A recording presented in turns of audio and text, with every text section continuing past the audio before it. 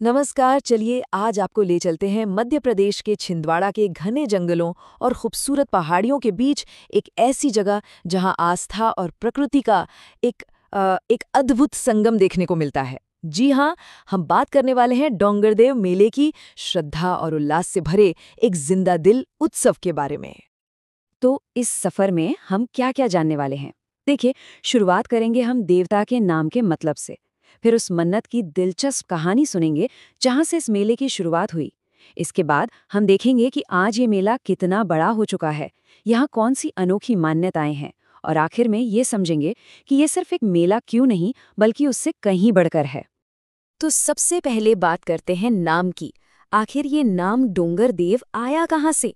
देखिए, इसका जो कनेक्शन है ना, वो सीधे सीधे वहाँ की ज्योग्राफी यानी कि भौगोलिक स्थिति से जुड़ा हुआ है। असल में वहाँ की स्थानीय भाषा में डोंगर का मतलब होता है एक छोटा पहाड़ या फिर कोई पहाड़ी। तो बस डोंगरदेव का मतलब हुआ पहाड़ के देवता। कितना सिंपल है ना? और ये नाम ही अपने आप में बताता है कि ये मेला अपनी जमीन से, अपनी जड़ों से कितना ज्यादा जुड़ा हुआ है। अच्छा, अब आते हैं इस मेले की शुरुआत पर। कहते हैं ना कि हर बड़ी परंपरा के पीछे एक छोटी सी दिल को छू जाने वाली कहानी होती है। डोंगरदेव मेले की कहानी भी बिल्कुल वैसी ही है। कहानी कुछ यूं है कि ये बात अंग्रेजों के जमाने की है। उस वक्त एक नागदार थे जिन्होंने संतान पाने के लिए यहाँ एक मन्नत मांगी थी, और उनकी वो मुराद पूरी भी हो गई। तो बस अपनी खुशी और आभार जताने के लिए उन्होंने देवता के सम्मान में एक दिन का मेला शुरू कर दिया। सोचिए, आस्था का वो छोटा सा बीज जो उस दिन बोया गया था, आज एक कितना बड़ा विशाल पेड़ बन चुका है। और वो जो एक दिन का मेला था ना, वो आज इतना बदल गया है, इतना बड़ा हो गया है कि अंदाज़ा लगाना भी मुश्किल है। इसकी पॉपुलैरिटी, इसकी अवधि, मतलब हर चीज़ में ज़बरदस्त बदलाव आया है। ये बदलाव वाकई में हैरान कर देने वाला है। जरा सोचिए, कहाँ तो सिर्फ एक दिन का आयोजन होता था, और कहाँ आज पूरे 15 दिनों तक चलने वाला त्योहार। ये साफ दिखाता है कि समय के साथ साथ लोगों की आस्था भी कितनी गहरी होती चली गई। जी हाँ, पूरे 15 दिन।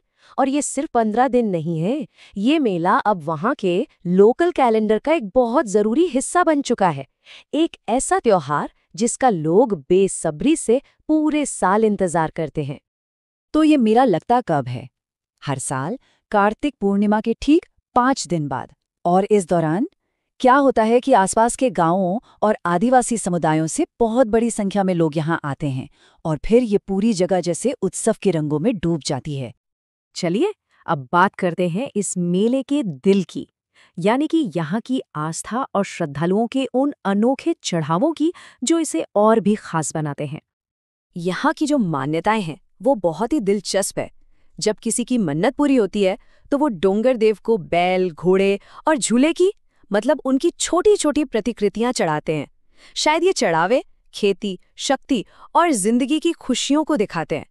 इसके अलावा लकड़ी और लोहे से बनी चीजें भी चढ़ाई जाती हैं, जो कहीं ना कहीं इस इलाके के लोगों की मेहनत और रोजमर्रा की जिंदगी से जुड़ी हैं। और हाँ, सिर्फ आस्था ही नहीं, यहाँ मनोरंजन का भी पूरा इंतजाम होता है। बड़े बड़े झूले, सजी धजी दुकानें, तरह तरह के खेल, कुल मिलाकर यहाँ की जो रौनक होती है ना, वो बस देखते ही बनती है। एक ऐसा माहौल होता है जहाँ भक्ति और मजा दोनों एक साथ मिल जाते हैं। लेकिन देखिए, डोंगरदेव मेला सिर्फ एक पूजा पाठ या धार्मिक आयोजन तक ही सीमित नहीं है। ये उससे कहीं ज्यादा है। ये तो पूरे समुदाय के लिए एक मजबूत खंभे की तरह है, जिसने इस गांव को एक अपनी अलग ही पहचान दी है। इस मेले के ना 3 बहुत जरूरी पहलू हैं। पहला तो जाहिर है धार्मिक आस्था, जो इसकी नींव है। दूसरा है सामाजिक एकता, क्योंकि ये वो मौका है जब सब लोग एक साथ आते हैं, मिलते जुलते हैं। और तीसरा, आर्थिक गतिविधियां। इससे लोकल लोगों को काम भी मिलता है। तो ये इन तीनों चीजों का एक बड़ा ही अनोखा संगम है। तो कुल मिलाकर हम ये कह सकते हैं कि कुदरत की खूबसूरती और लोगों की गहरी आस्था की इसी मेल ने डोंगरदेव मेले को सांख गांव की पहचान बना दिया है। ये अब सिर्फ एक मेला नहीं रहा, ये तो उस गांव की आत्मा बन चुका है।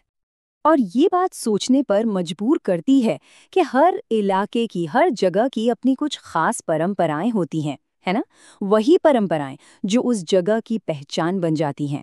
जरा सोचिए, वो कौन से मेले या त्योहार हैं जो लोगों को आज भी उनकी जड़ों से जुड़े हुए हैं?